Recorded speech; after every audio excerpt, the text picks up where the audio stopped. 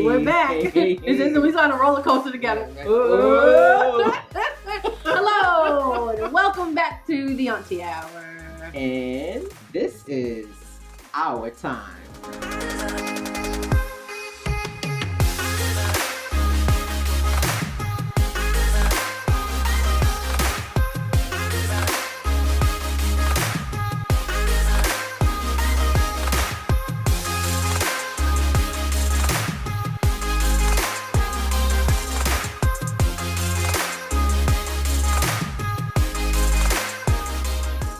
How you been?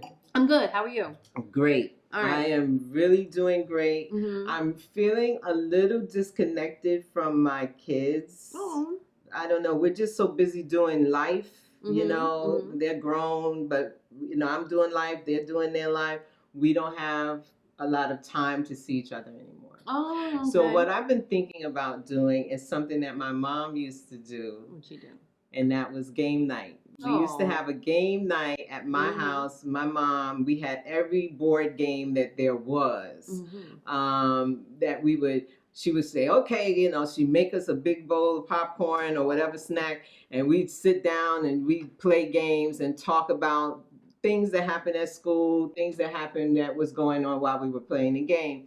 And so I was thinking about starting that, and I think it will be something that they would both be receptive to. But what this really got me thinking about was all the games that I used to play in general, like as a kid, What was your favorite game? Like board games, right? But then there are games that you played outside with your friends or when you were at school. Right. So I'm thinking more like the games that you played with your friends. Okay, so I come from a big family.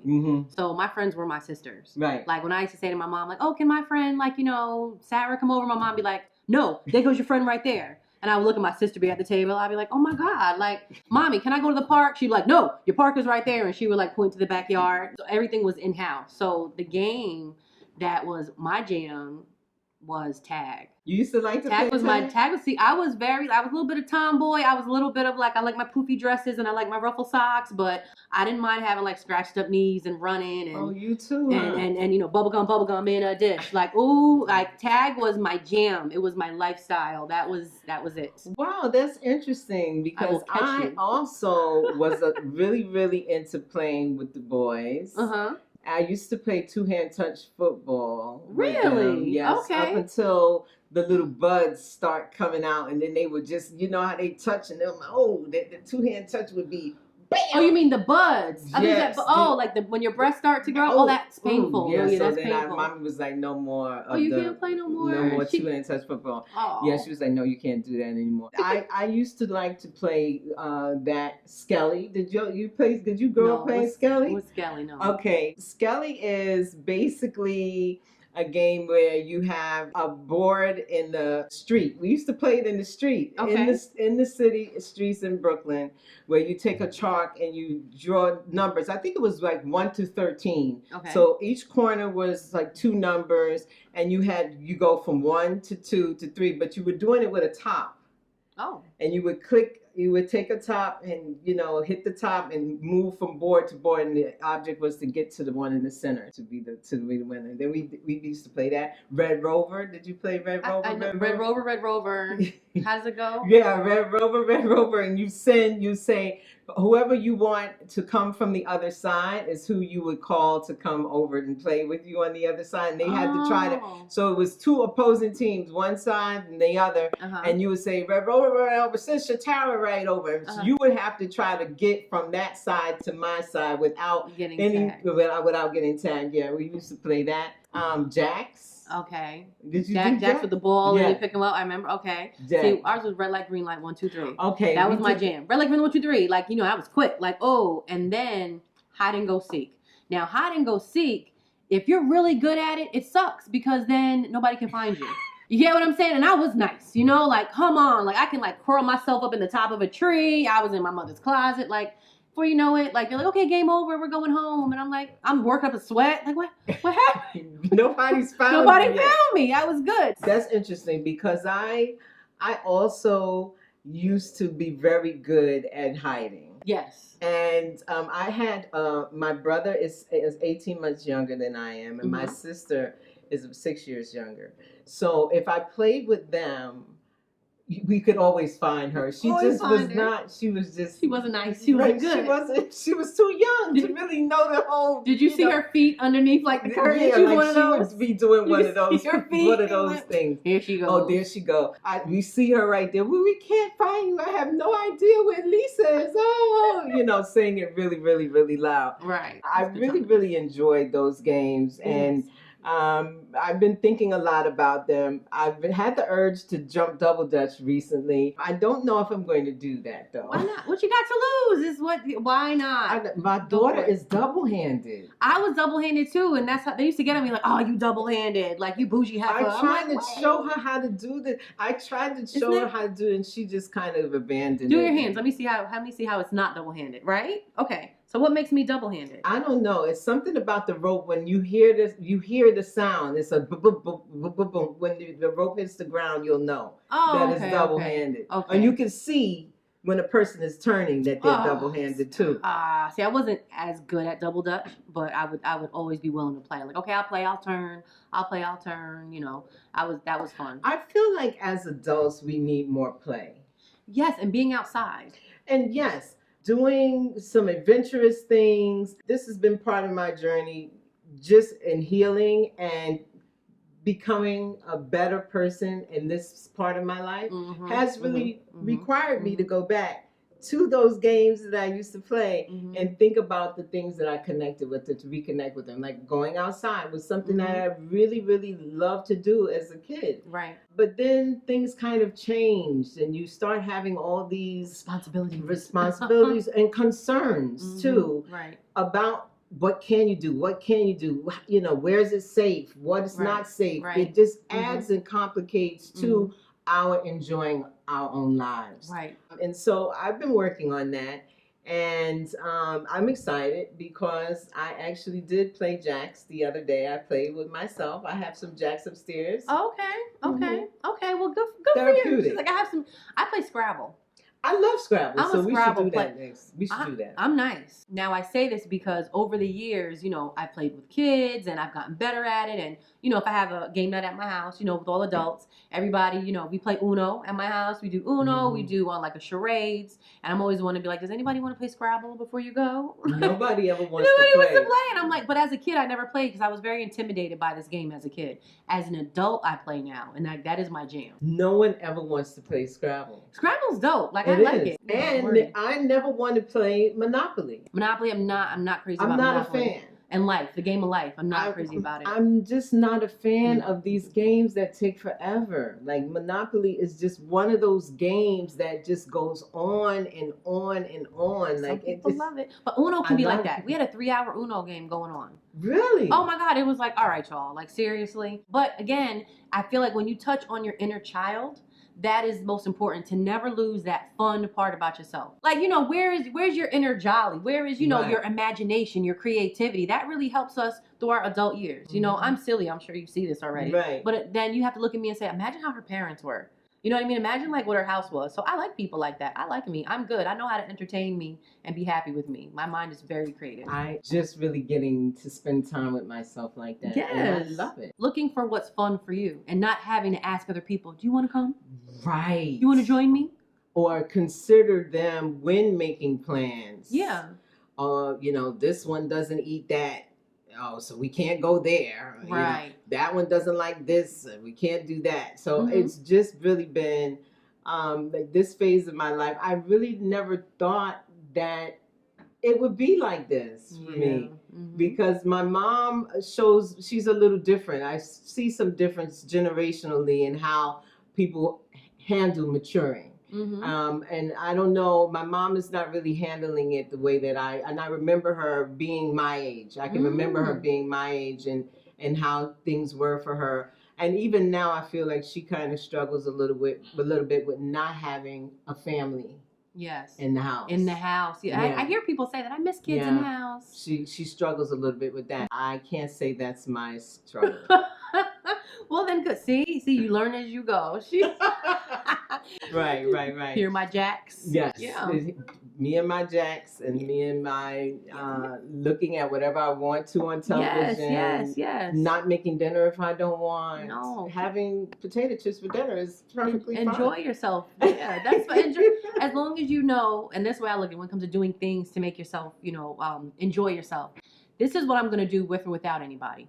So my attitude is like, I'm going zip lining. Me and my husband went zip lining. It's a whole big thing.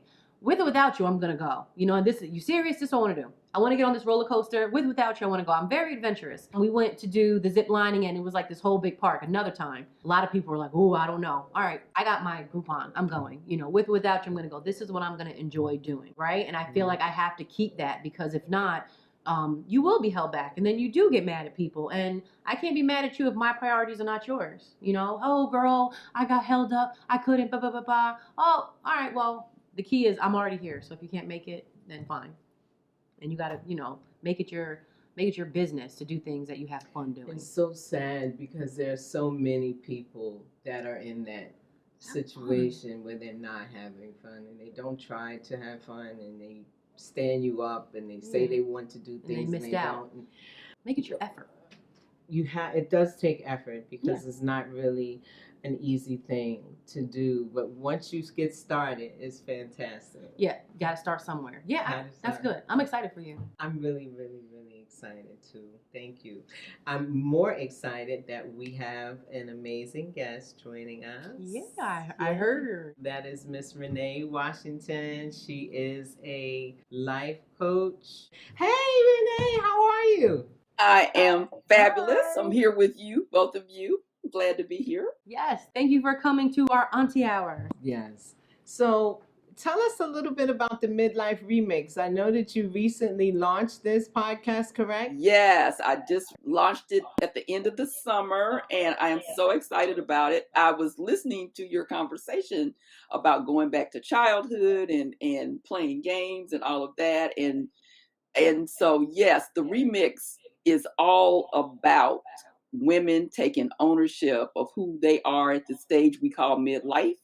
So women, and midlife for me is a state of mind. So you might be in your mid 40s, 50s, 60s, 70s, 80s. It's really about you ain't tired. You ain't retired. You are rewired.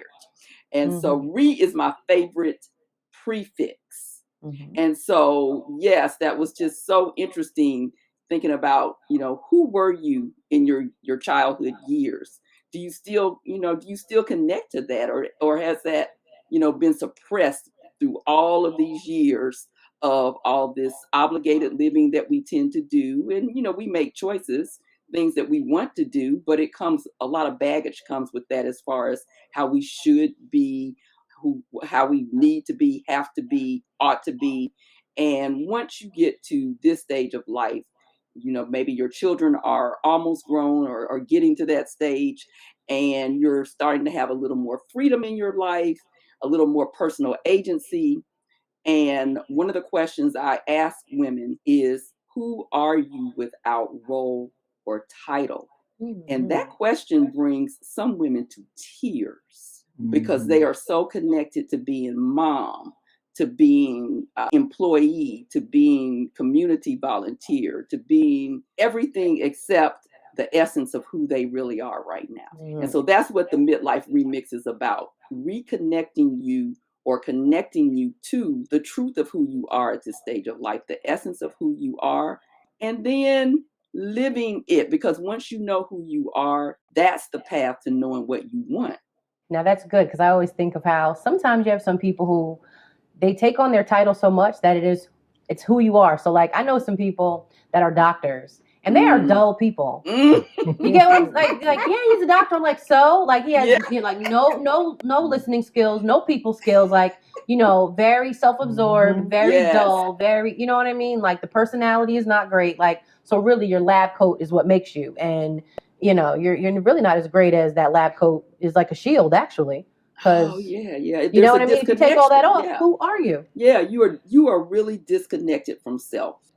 And so, yes, the Midlife Remix is about allowing you to look in that mirror and really see yourself. Because once you can really truly see yourself, that's how you get to become yourself. Mm-hmm. Is it ever too late? I'm so glad you asked that question. No, it is never too late. And I have a wonderful example. My icon for that, Cicely Tyson. Cicely Tyson. Yes. All right, turn it up. Cicely Tyson. Yes, Cicely Tyson. Okay. No, it's never too late. She died peacefully in her sleep in her 90s with contracts on the table. Yes, contracts on the table. Yeah. That's 90s. 90s. If that don't encourage you, I don't know who's listening. I don't know who's listening out there. She was really something. She was working up until the very last year. Yeah, she lived. She lived until she did not. Mm-hmm. And that's what I want for women to understand, that no, it absolutely is not too late. Right. Because they say some people can't be changed. Like, oh, you can't teach a old dog new tricks, or once how you're really stuck in your ways. Yes, like it's hard to get out. Yeah. Mm-hmm. First of all, we are not dogs. Mm-hmm. You may love dogs. Hello. we are not dogs. So right. and women in particularly, I'm very women centric. I am, because I know that all of the things that women are, we know we're the tenders, the nurturers, the befrienders, the caretakers, all of that energy that we have poured into the lives of other people to good end.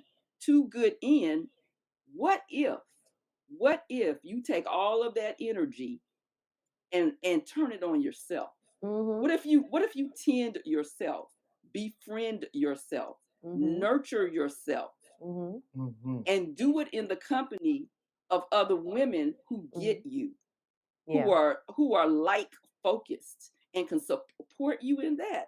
I really believe that we should be running the world, right? Because we have been running the world for other people, on the behalf of other people.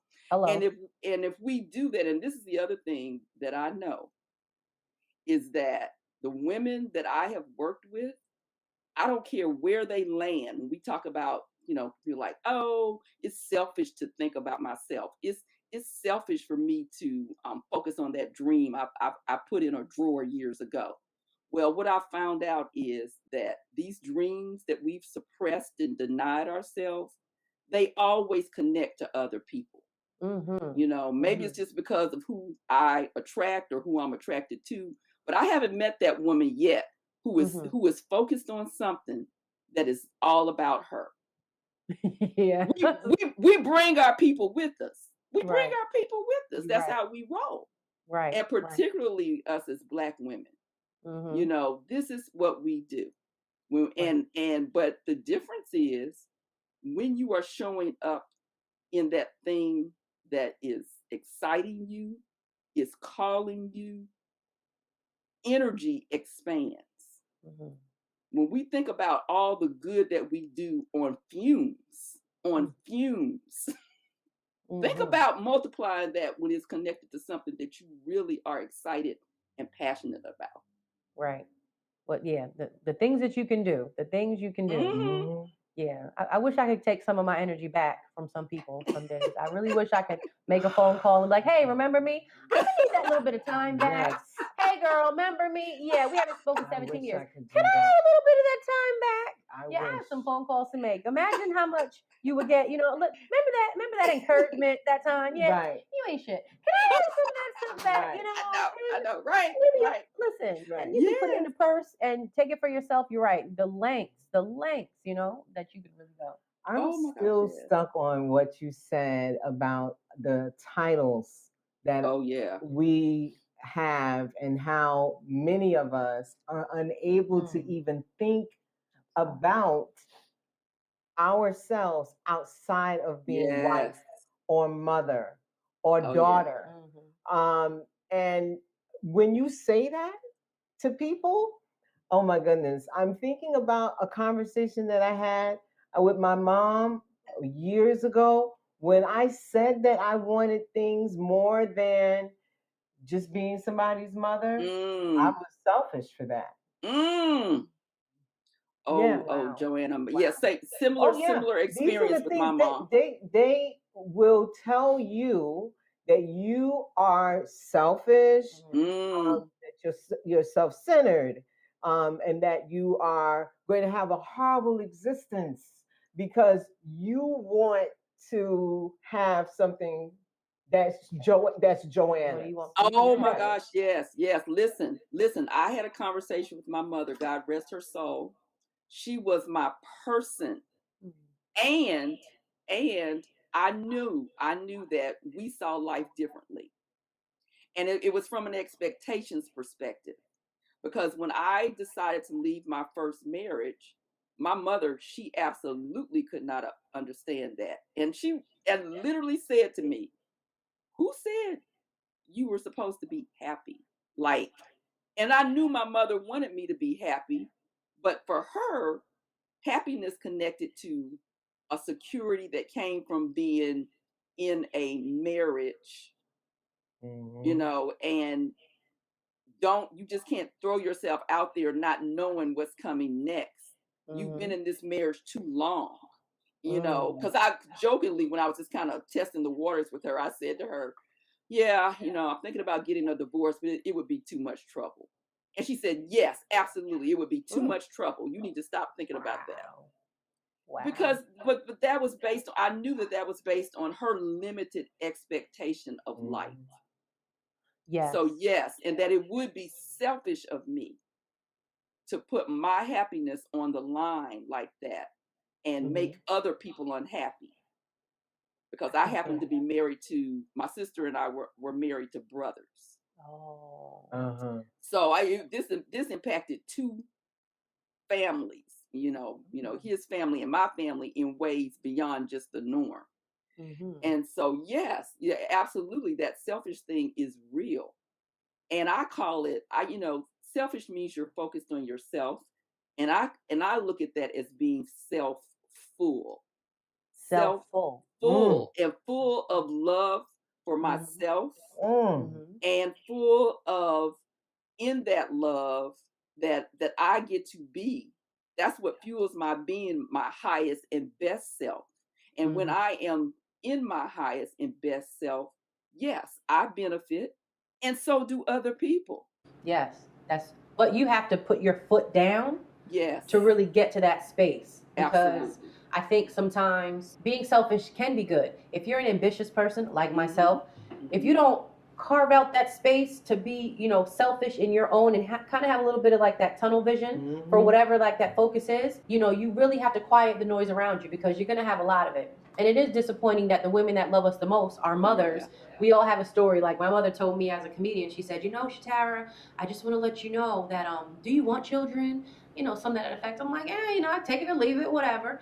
She goes, you're going to have to really, focus on having that if that's what you want in your life. Because you can't move the way a man can move. You don't have that capability. If that is something that you want, you have to take some time out, and that's what you're going to have to focus on. So for me, I'm hearing that I need to sit down for a minute, put my happiness to the side. And that was disappointing. It really was. And do you know who gets that? The children. Yes. So the children end up being the recipients of your sacrifice. They end up getting that. Yes. And women do it all the time. And I think my mother was coming from a place of, like your mom said, like, who said you get to be happy? Yeah. And at what cost do we do this? Yes. At what cost? Because now, as a comedian, you are making people laugh. That's not a selfish thing. That's, making people, some days, oh my gosh, laughter gets me through. And so when someone can make me laugh, it's a beautiful thing. It's a beautiful, powerful thing. I'm in agreement with you. So you're not a comedian talking to yourself, making yourself laugh. Right. I'm sometimes I do though, but yes. Carry on as you were saying. You're telling people my business now. All right. Take me to the psych hospital now. Don't be telling them my business. Who's she talking to in that fitting room? Myself. All right, not like me. It's sometimes though it does make me a little sad when I think about the fact that our parents just will never get to experience that joy. Yeah. And as someone who loves our parents, we want that for them, right? We want them to have that joy. And it's sometimes I'm just like, it's a little like, I wish that she could have that. Have what I'm chasing as well. Right. Like, and the beautiful thing though is that the children, they're gonna have it. They have been raised, and they have helped raise. They will help raise me. Actually, to remind me to look for these things for myself. I wish she could get that. I really wish that for her, but I don't think that's going to happen. Well, and but the good thing about this is how typically parents used to be focused on giving their children more things. I want you to have more things than I had. So, I want you to have more stuff than I had. But what you just said, Joanna, that's the true gift. To give your children an expanded view of the possibilities of life. What better gift is there than that? Right. Because that has a ripple effect, through, and who knows where your children will take that. Because if they are not living in that limited box of, this is all you need to expect from life, this is all that life has for you. If you give them the gift of saying, oh no, I am my only limitation. So you got to be a walking example. Exactly. And yes, and Shatara, to your question, so it's not too late. I'm 62 years old, and I will continue to push the boundaries of possibility and expansiveness in my life. And my thing is to bring as many women along with me as possible to do the same. Right. That's my thing. Yeah, especially Black women really need that. Yeah, that's my thing. That's my passion. To that question about who are you without role or title? I am Rene Washington, who loves living life full tilt, and I don't want to leave any possibility for my life on the table. Right. And in doing that, I do want as many women as possible who also can connect to that, to experience the same thing. Now, in that definition that I just gave of myself, you don't know anything else other than, oh, this woman loves living life. Yeah, I didn't predict this. I didn't know this was going to happen. But when you start moving towards that thing that's calling you, all kinds of wonderful things start happening.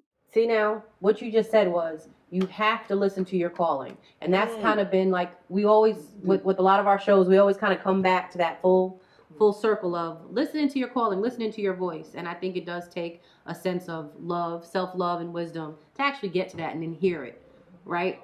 Because in reality, I think we all have intuition, and it's whether or not you know how to use it and listen to it. And what do you do with it?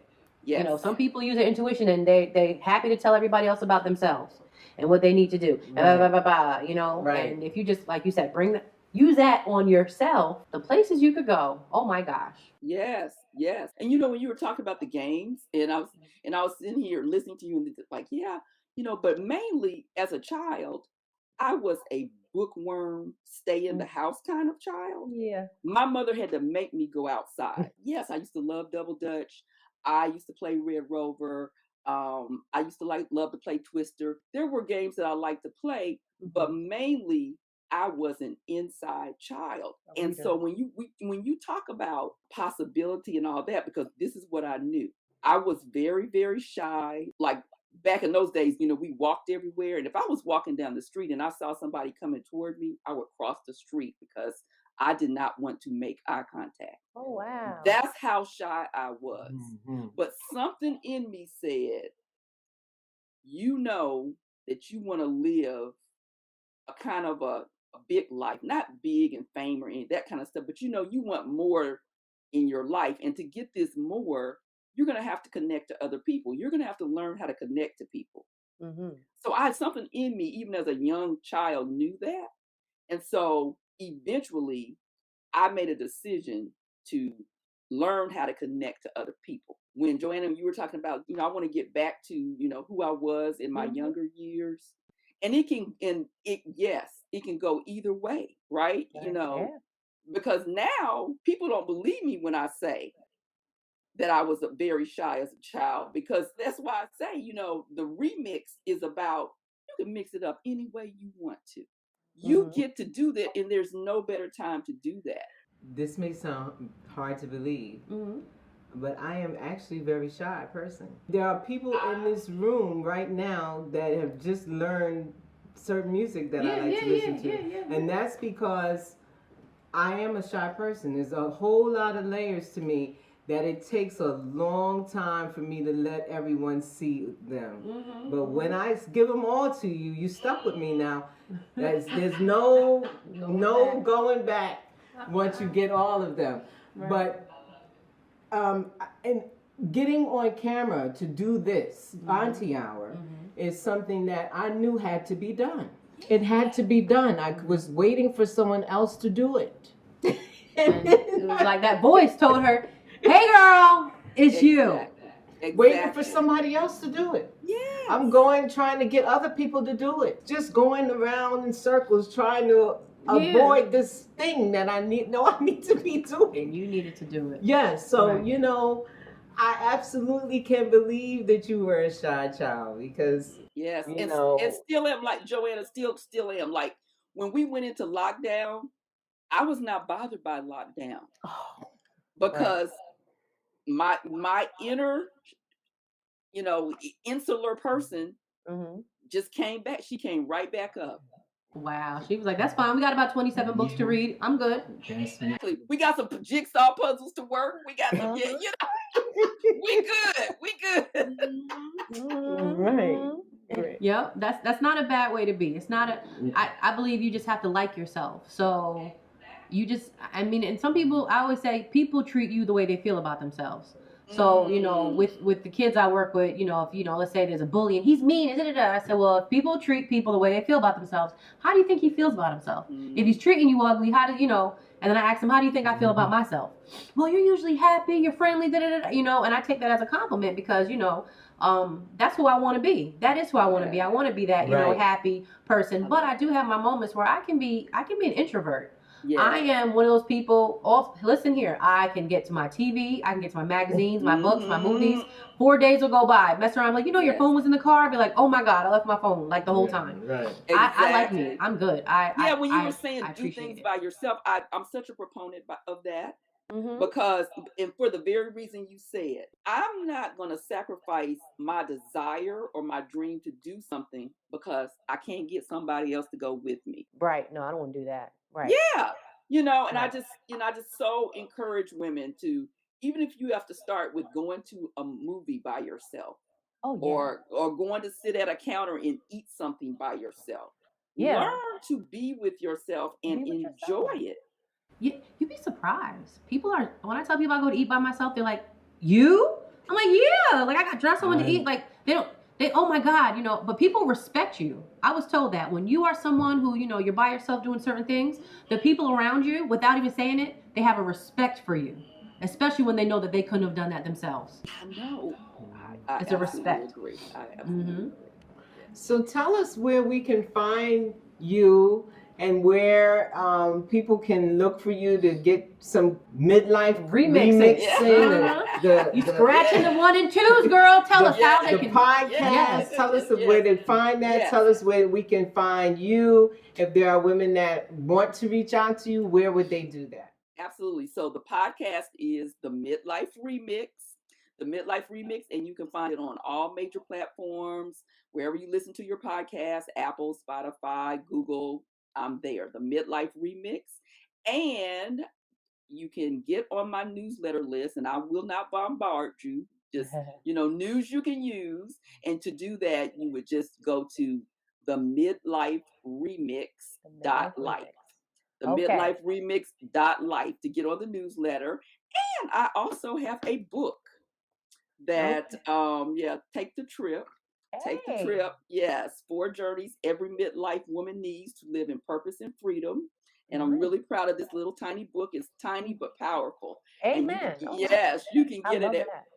you can get it at Bookshop, or you can get it on Amazon. You can get it Barnes and Noble. So it's out there too in the ether. Oh, Take the trip. Okay. All right. Take the trip. Thank you. Thank you. Thank you so much for coming. Rene Washington, ladies and yes. gentlemen. Woo-hoo.